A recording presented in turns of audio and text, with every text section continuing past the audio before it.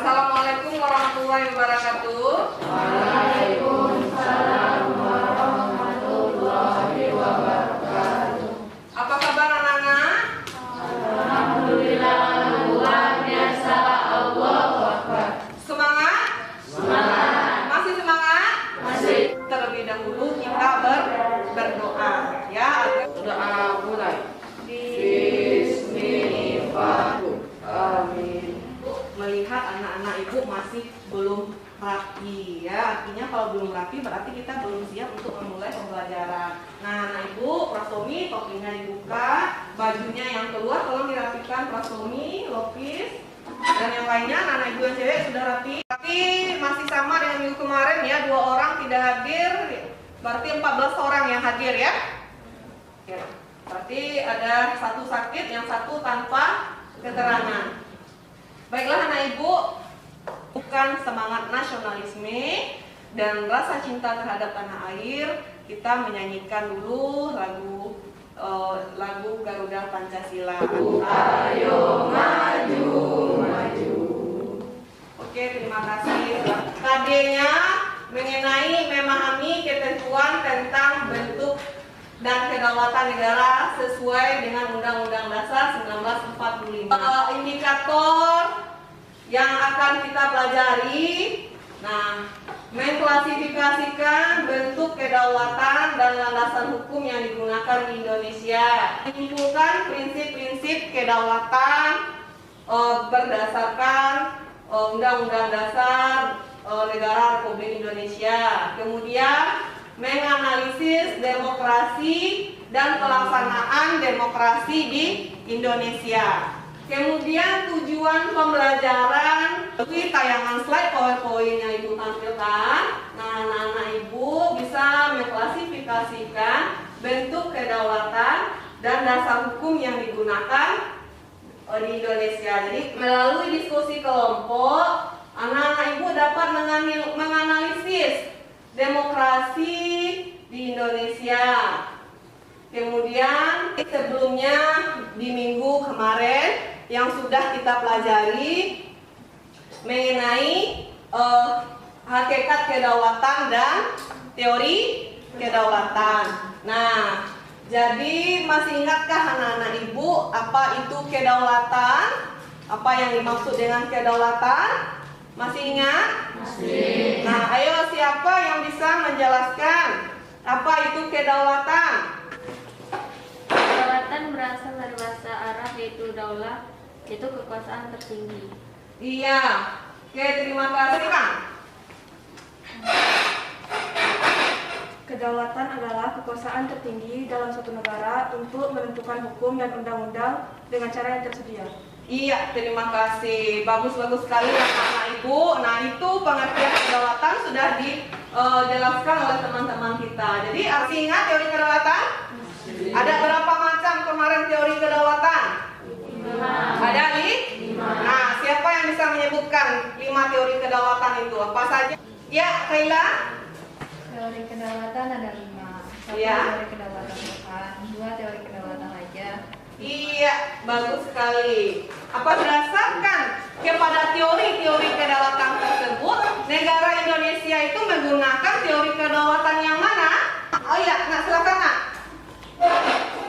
Teori yang dipakai oleh Indonesia adalah teori kedaulatan rakyat dan teori kedaulatan hukum. Oh iya, terima kasih. Bagus ya.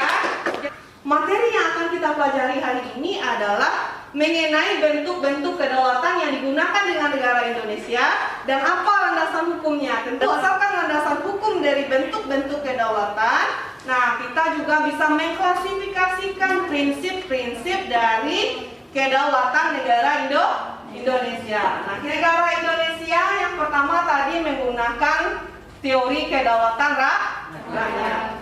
Nah, jadi bentuk kedaulatan negara Indonesia adalah bentuk kedaulatan rakyat. Nah, landasan hukumnya yang pertama apa? Ada pembukaan Undang-Undang Dasar 1945.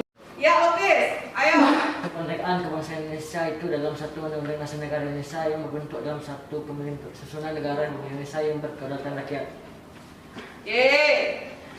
Jadi sangat jelas sekali dijelaskan di dalam pembukaan Undang-Undang Dasar alinea keempat bahwa kedaulatan negara Indonesia itu adalah berkedaulatan rakyat. Nah, kemudian kita lihat adalah pasal 1 ayat 2 Undang-Undang Dasar Negara Republik Indonesia. Nah, siapa yang bisa membacakan? Bunyi Pasal 1 ayat 2 berbunyi, kedaulatan berada di tangan rakyat dan dilaksanakan menurut Undang-Undang Dasar. Iya, terima kasih. Nah, ini menjelaskan bahwa rakyatlah yang memegang kekuasaan tertinggi di negara Indonesia. Nah, negara Indonesia juga menganut teori kedaulatan hukum. Nah, apa landasan hukum pertama? Pasal 1 Ayat 3. Undang-Undang Dasar 1945 ayat 3. Siapa yang bisa? Ya, silakan, Nak. Negara Indonesia adalah negara hukum. Iya, bagus ya. Jadi sangat jelas bahwa landasan hukum yang digunakan di negara Indonesia itu adalah juga menggunakan kedaulatan hukum. Itu landasan yang pertama. Kemudian kita lihat landasan yang kedua. Apa lagi landasannya yang kedua? Pasal 27 ayat 1. Iya, dapat kita kelompokkan atau kita klasifikasikan apa saja yang menjadi prinsip-prinsip kedaulatan negara Indonesia. Nah, apa yang pertama prinsipnya? Kemudian prinsip yang keenam, MPR hanya dapat memberhentikan presiden atau wakil presiden dalam masa jabatannya menurut Undang-Undang Dasar. Prinsip negara kedaulatan rakyat itu memiliki hubungan erat dengan demokrasi.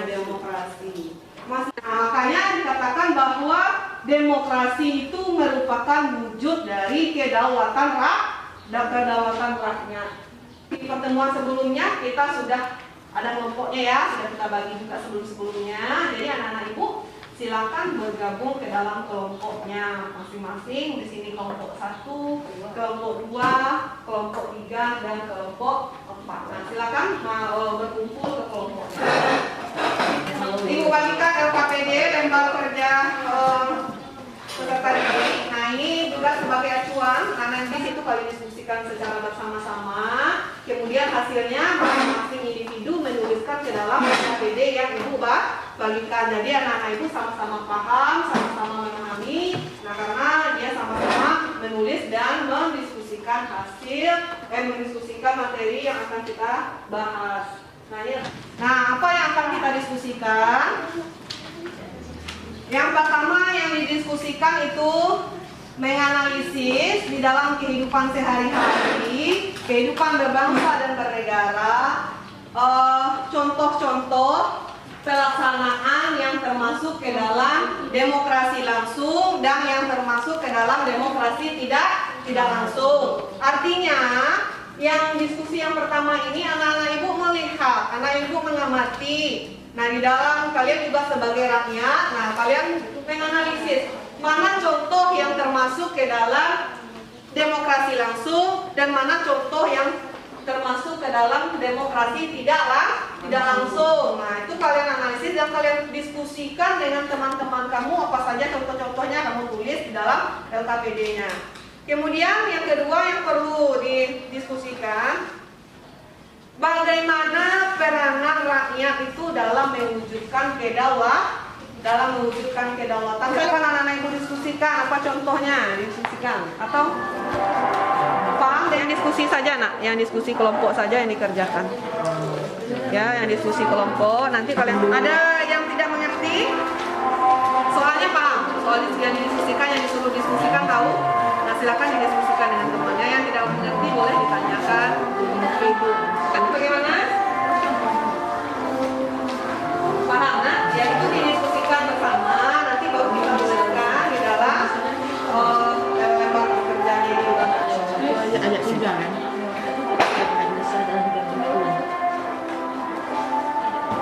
Oh iya betul. Contohnya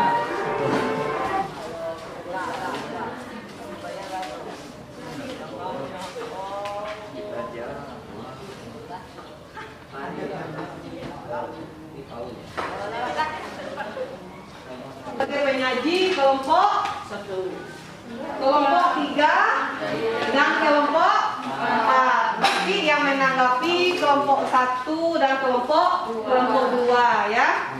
Silakan kelompok 3, siapa yang mempresentasikan? Ya, silakan Nak.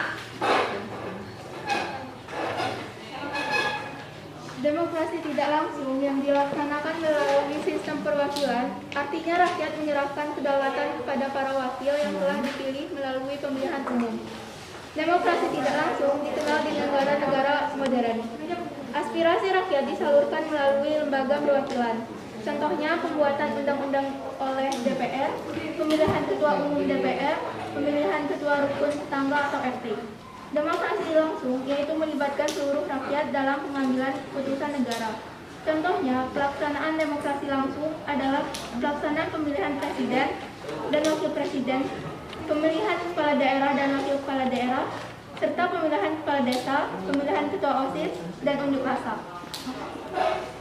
Oke, itu penyajian hasil diskusi dari kelompok 3. Jadi karena itu kelompok 1, kelompok 2 ada yang ingin menanggapi atau mengajukan pertanyaan atau memberikan tambahan jawaban untuk kelompok 3. Itu hasil diskusi dari kelompok 3. Silakan anak-anak itu kelompok 1 atau kelompok 2 ada? Ya, silakan Nak.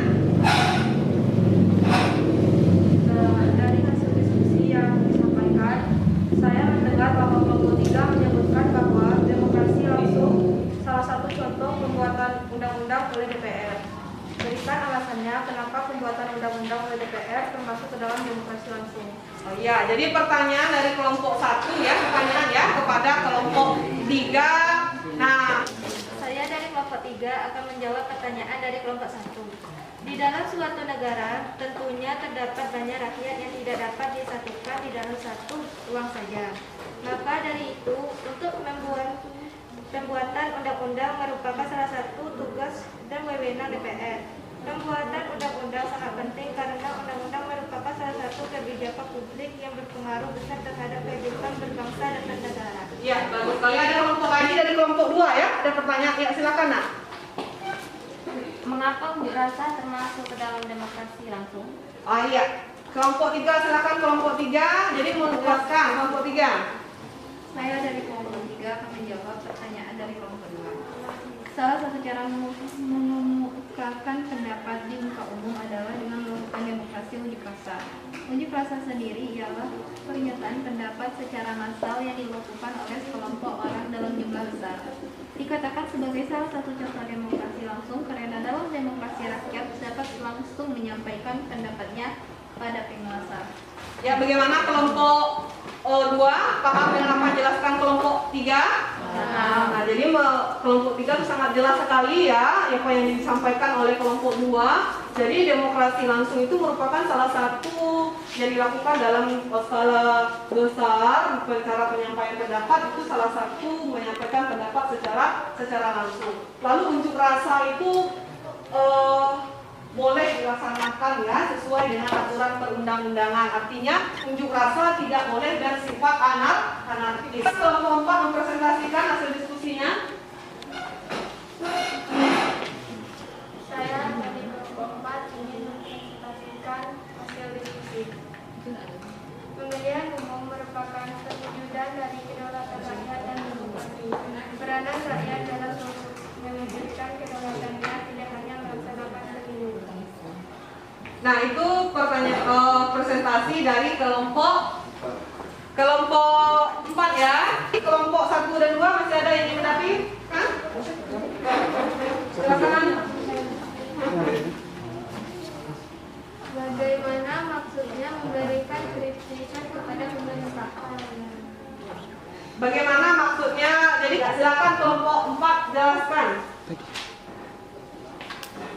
Artinya masyarakat bisa mengawasi jalannya pemerintah dan jika pemerintahnya tidak sesuai dengan undang-undang maka bisa memberikan saran atau masukan. Ya, bagaimana kelompok 2?